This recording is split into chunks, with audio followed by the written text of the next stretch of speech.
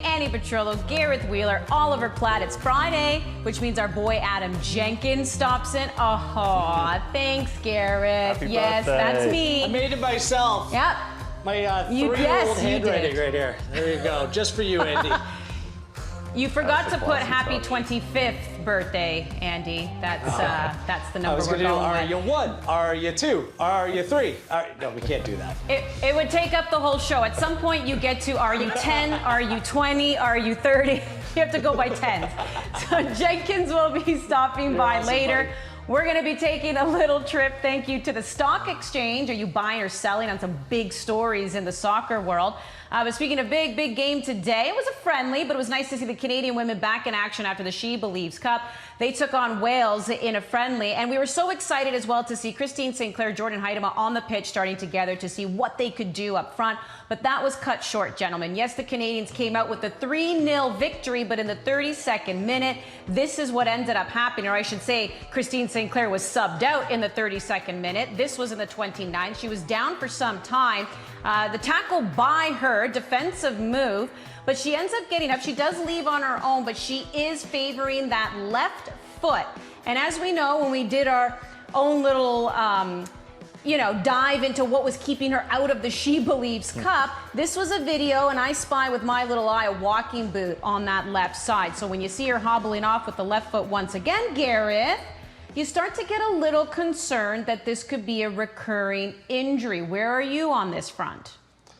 That's exactly where I am. Now, Bev Priestman, post-match, came out, tried to pour some cold water on the situation, saying that she hopes that Christine can play next week against England, that you can watch, by the way, right here on OneSoccer. But it suggests that this injury is known, that this isn't something new. Reportedly, she's not going to have scans done, so this could be a real issue with her left foot, her left ankle. We're just not sure because we haven't received confirmation. And unfortunately, in what was an otherwise pretty good Canadian performance, that's the headline here. Christine Sinclair at 37 is still the difference maker in this team. She's still your most dangerous attacking threat.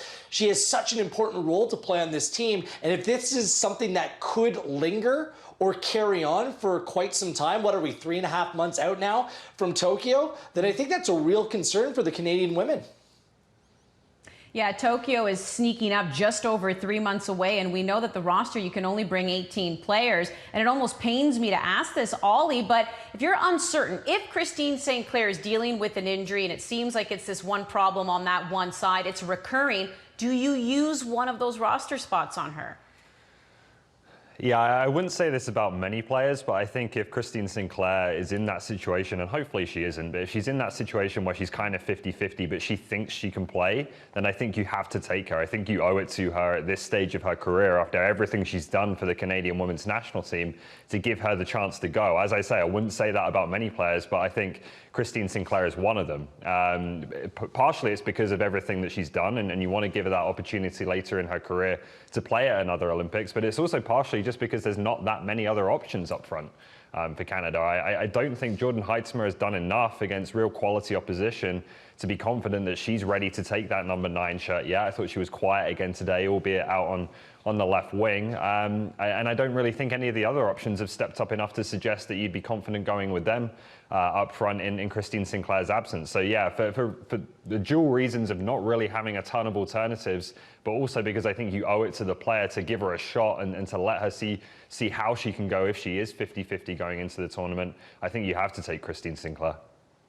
Well, and it's, with all due respect, Ollie, it has nothing to do with owing anything to any player. Like, she's still good enough to lead this team. She's still good enough to be a difference maker in this tournament. And the good news is that there's time here. Time is on your side to a certain degree, and Canada is able to take a couple alternates who will go to Tokyo, but might not be part of that 18. So you're able to assess the situation, but certainly it doesn't come without danger. Just for me, I look at the Canadian women's national team.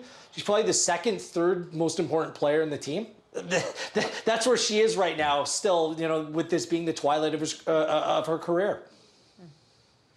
So unfortunately, this injury to Christine Sinclair has cast a bit of a cloud over a 3-0 victory in this friendly. Deanne Rose gets a goal. Evelyn Vienne scores her first for country, and then Jessie Fleming gets the third goal for Canada. But what other positives did you see, Ollie?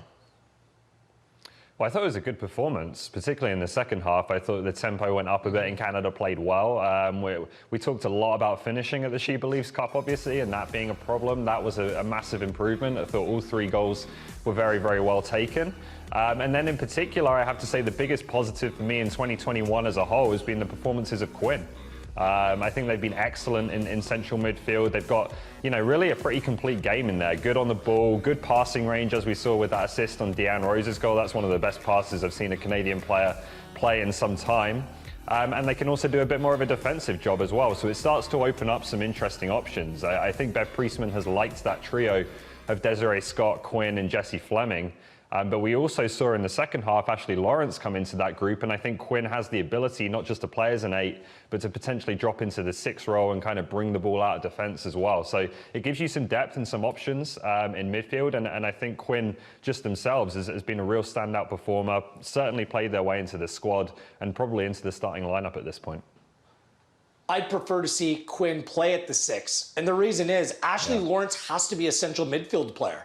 Like, the game changed when she got pushed in the midfield and Janine Becky came on the field. How good was Ashley Lawrence in this game? Like, we didn't see her in the She Believes Cup. I think people forget, and we don't see her on a regular basis playing European-based club football, but she was dynamic, great pass here, leading to the second Canadian goal. On the third Canadian goal, where Fleming will get the credit, it was Ashley Lawrence getting up, pushing forward, right space, right time, little touch right there to Jessie Fleming.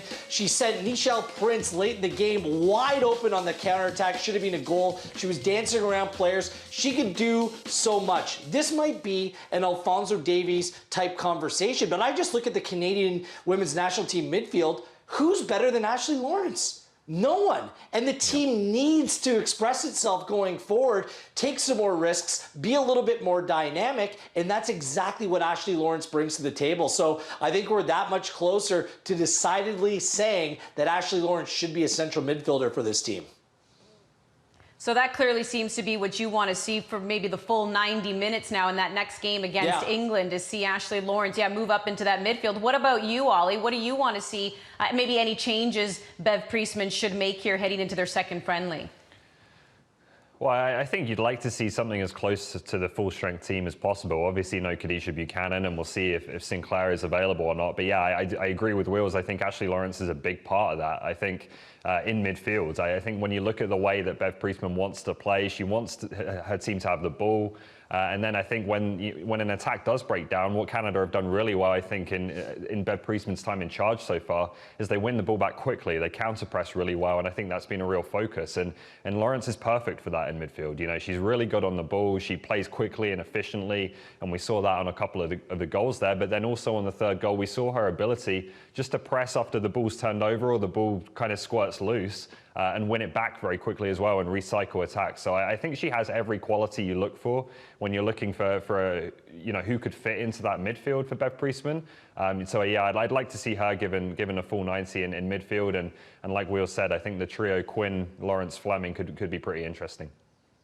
Wales were okay. They put up a good fight, but England is elite. Like, England's one of the best nations in women's world football. And I think that you need to keep that back four together. I think the center backs, we know which 3 center backs will be going to Tokyo, and Jill and Zadorsky. She was great again today, and Buchanan. But it's those fullbacks. I want to see Revere. I want to see Carl again. See if they can withstand some serious pressure that's going to be put on by England, to see if they can hold up. And I think it's a perfect time to play Quinn at the 6, to see if they can do that job as well, which is being occupied by Desiree Scott. Because when Quinn is in the mix, just this Canadian women's national team is just that much better for me, rather than Scott, who I think will go to Tokyo but play more of a defensive when called upon role.